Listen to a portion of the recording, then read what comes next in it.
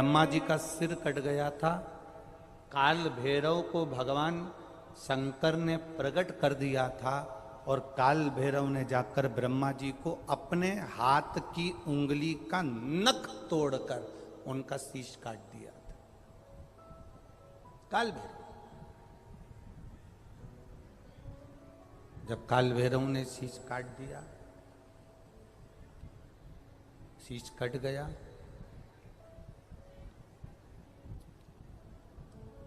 भैरव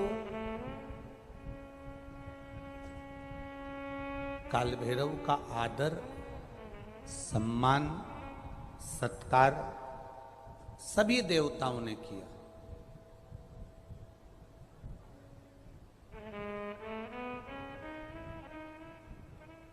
भैरव क्षेत्र का देवता होता है। भैरव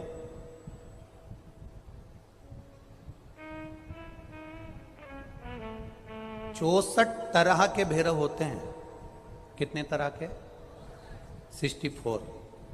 64 तरह के भैरव होते हैं और 64 तरह के भैरव, जितने भैरव होते हैं उतनी भैरवी होती है, क्योंकि शिव के साथ शक्ति जरूरी है, भैरव के साथ भैरवी जरूरी है, क्योंकि भैरव शंकर भगवान का एक अंश रूप है, क्योंकि शिव ने उसको प्रकट करा।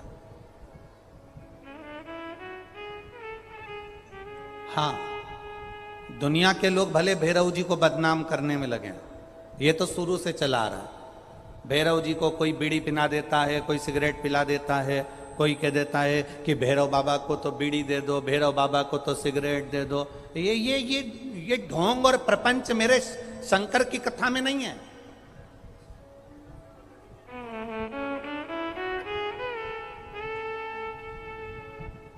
शिव का एक अंश है भैरव। काल भैरव जो प्रकट हुआ वो शंकर भगवान का एक अंश है।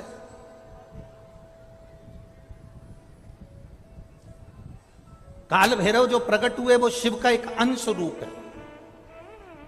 और काल भैरव जब प्रकट हुए, सारे देवताओं ने उनका आदर करा, इंद्र ने उनका सम्मान करा, इंद्र उनकी सेवा में लगे, वायु देव, गरुण देव, वरुण देव, जितने भी देवता हैं सब ने उनका आदर करा। अब आदर करते करते करते करते माता लक्ष्मी जी ने भी काल भैरव को निमंत्रण दिया। जरा सुनिएगा, बहुत सुंदर कथा है पुष्कर राज की।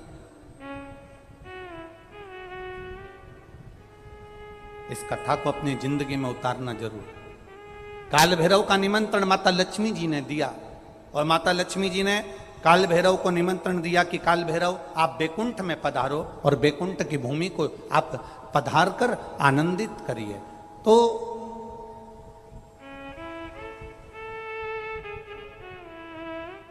काल भैरव का काम क्या है?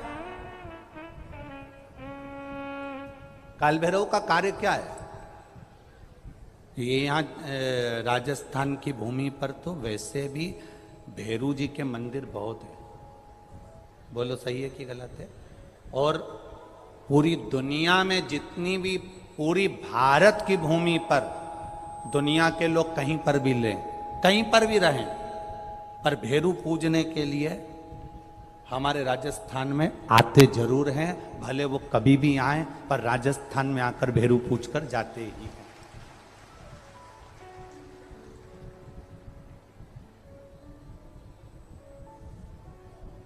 भैरव का काम क्या है? शंकर भगवान ने क्या केवल एक ब्रह्मा जी का सिर काटने के लिए काल भैरव को प्रकट करा? केवल एक कार्य के लिए ब्रह्मा जी ने, भगवान शिव जी ने काल भैरव को प्रकट करा? केवल एक काम के लिए? नहीं। मेरा भोलेनाथ एक कार्य के लिए काल भैरव को कभी प्रकट नहीं कर सकता, क्योंकि मेरे भोलेनाथ ने जब जब जो काम किया है वो संपूर्ण ब्रह्मांड के कल्याण के लिए किया है। इसलिए ब्रह्मा के सिर काटने के लिए, अकेले केवल ब्रह्मा का सिर काटने के लिए भगवान काल भैरव को प्रकट नहीं कर सकते। तब काल भैरव के प्रकट होने का कारण क्या है? भैरव के प्रकट होने का कारण क्या है? भैरू जी के प्रकट होने का कारण क्या है? भैरव प्रकट क्यों हुए हैं? तो शंकर भगवान जब काल भैरव जब नारायण के यहाँ बैकुंठ में गए और भगवान बैकुंठ में जब पहुंचे तो लक्ष्मी जी ने भगवान नारायण से पूछा, प्रभु मेरे मन के संशय को मिटाइए, ये भैरव प्रकट क्यों हुए हैं? केवल ब्रह्मा का सिर काटने के लिए?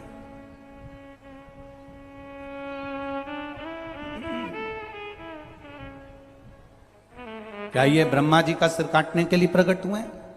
आखिर भैरव प्रकट क्यों हुए? केवल एक ब्रह्मा का सिर काटने के लिए? भगवान विष्णु ने कहा नहीं, केवल ब्रह्मा का सिर काटने के लिए काल भैरव नहीं प्रकटे। लक्ष्मी सुनो, आज मैं तुम्हें सुनाता हूं काल भैरव भगवान शंकर ने क्यों प्रकट करा। उसका कारण केवल एक है। जब देव अधिदेव महादेव अपने नेत्र बंद कर कर बैठ जाते हैं और समाधि में लीन हो जाते हैं, साधना में लीन हो जाते हैं, तब काल भैरव का दायित्व बढ़ जाता है। भैरव का दायित्व बढ़ जाता है। और भैरव का क्या दायित्व बढ़ता है?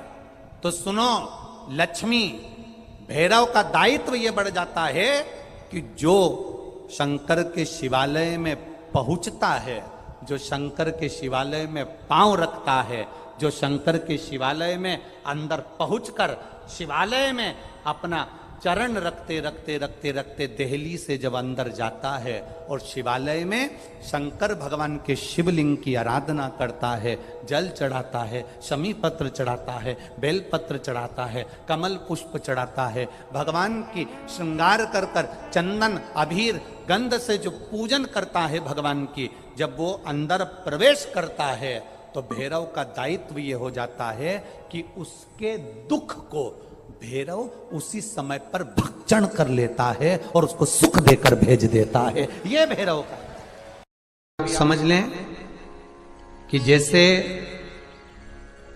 अष्टमी तिथि या नौमी तिथि किसी भी महीने की,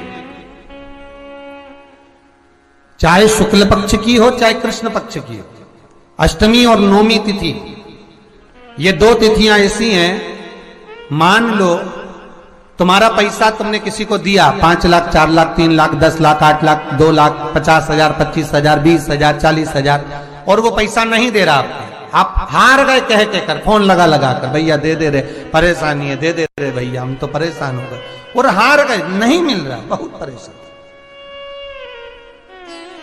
तो महाराज किसी भी अष्टमी या नौमी तिथि के दिन आप मां जगतजननी जगदम्बा का शिव के साथ में शिव शक्ति का स्मरण कर कर देवी के नाम की 9 आहुतियां सूखे बीले की, मतलब बीला जो सूख चुका है, फल जो सूख चुका है, उसकी 9 आहुतियां अग्नि में शंकर और सती के नाम से, शंकर और शिव के नाम से समर्पित करें। और आखिरी आहुति जो समर्पित करें उसमें थोड़ा सा भाग तिल का, और तिल भी काली नहीं चढ़ती उसमें, श्वेत तिल का भाग उसके साथ लगाकर समर्पित करें और जिससे धन लेना है उसका नाम लेकर वो समर्पित करें महाराज, उसको सुध आएगी और वो पैसा किसी भी हाल में आपके हाथ में थमाकर जाएगा ही। शादी नहीं हो रही है, बहुत समय से लगन देख रहे हो, शादी नहीं हो रही, बहुत समय से परेशान हो गए कि विवाह ही नहीं हो रहा, हम तो टेंशन में पड़ गए, लड़की 28 साल 30 साल का लड़का हो गया, विवाह नहीं हो रहा, कुछ मत करो। अष्टमी तिथि आए तो अशोक सुंदरी वाली जो जगह है वहां पर हल्दी की 7 बिंदियां लगा दो, लड़का लड़की का हाथ उस बिंदी पर रखवा दो, उसका नाम गोत्र बोलो, उसी हल्दी में उसके हाथ पीले करवा दो और पीपल के पेड़ पर उस हाथ के 5 छापे पड़वा दो, 3 महीने में विवाह पक्का हो जाता है महाराज। उसका इतना, अशोक सुंदरी के उस हल्दी का इतना प्रमाण,